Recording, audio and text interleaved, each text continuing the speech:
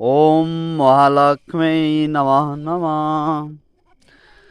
नमस्तेस्तु महामाये श्रीपीठे सुरपूजिते शंख चक्र गदा हस्ते महालक्ष्मी नमस्तुते।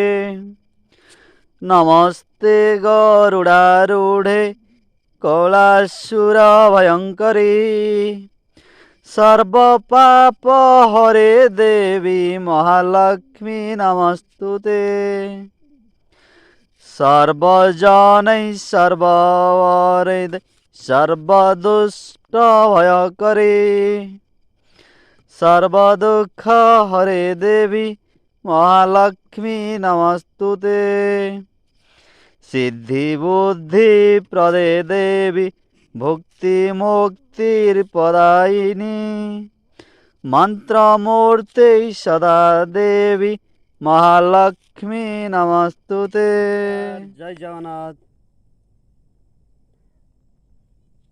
आज पवित्र माणवसा गुरुवार अवसर रे आपण मानक हार्दिक अभिनंदन और शुभकामना। माँ महालक्ष्मी आपण सुख समृद्धि शुभकामना आनी दिंतु। धन रत्न अलंकार रे भरी दिंतु। या ही महालक्ष्मी ठारे मोर।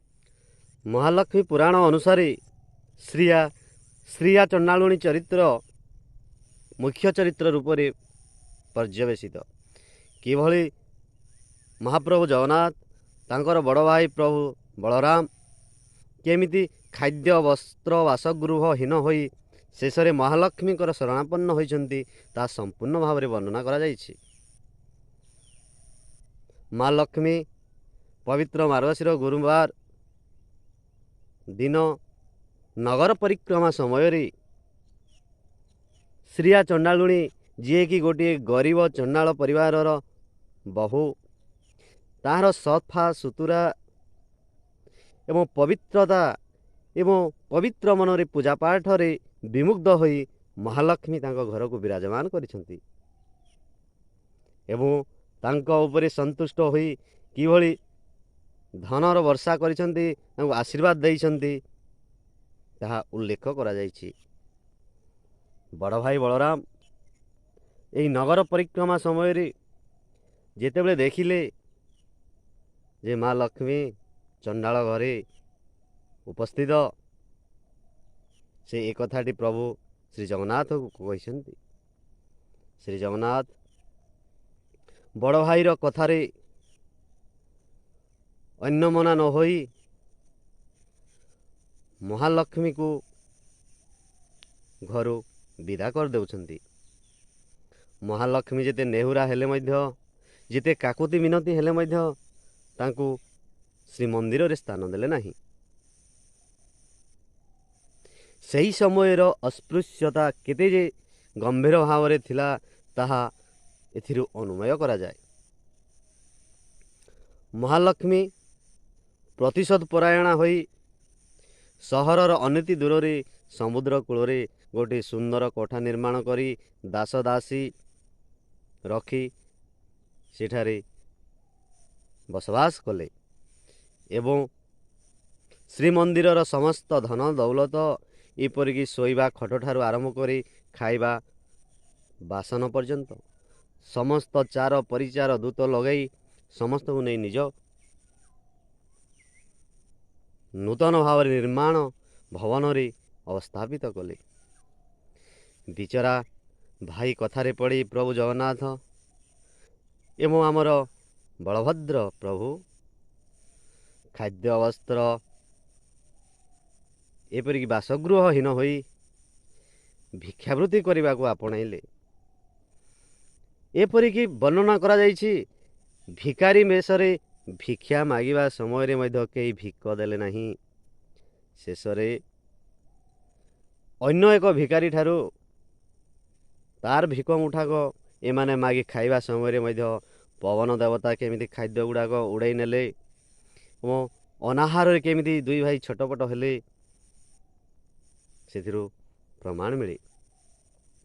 सर्वशेष ଅନ୍ୟ ଏକ ବ୍ରାହ୍ମଣ ଠାରୁ ଖବର ପାଇ ସେମାନେ ଯେତେବେଳେ ସମୁଦ୍ରରେ ଥିବା ମହାଲକ୍ଷ୍ମୀଙ୍କ ବାସଭବନ ସମ୍ମୁଖରେ ଉପସ୍ଥିତ ହେଲେ,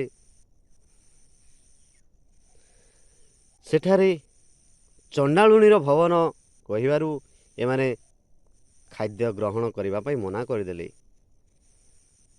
ଦୁଇ ଭାଇ ବିଚରା କରିବେ କ'ଣ?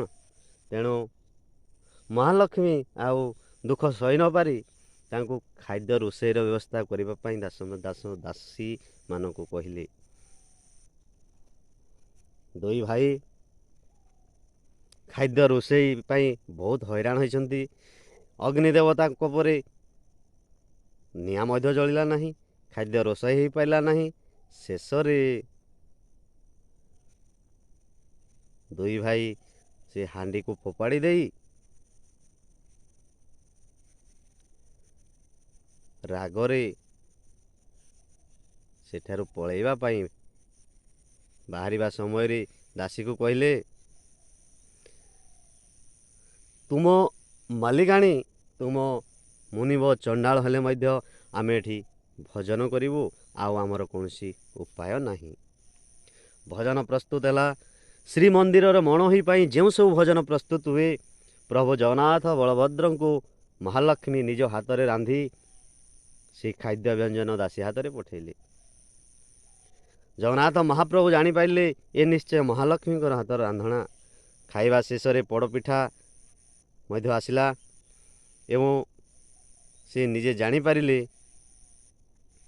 ଯେ ସ୍ତ୍ରୀଙ୍କୁ ବା ଘରର ମହିଳାଙ୍କୁ ଆମେ ଅବହେଳିତ କରିବାରୁ କିଭଳି ଆମେ ନିଜେ ଲାଞ୍ଛିତ, ନିର୍ଯାତିତ ଏବଂ ଦୁଃଖ ଦର୍ଶତା ଭୋଗ କରୁଛୁ।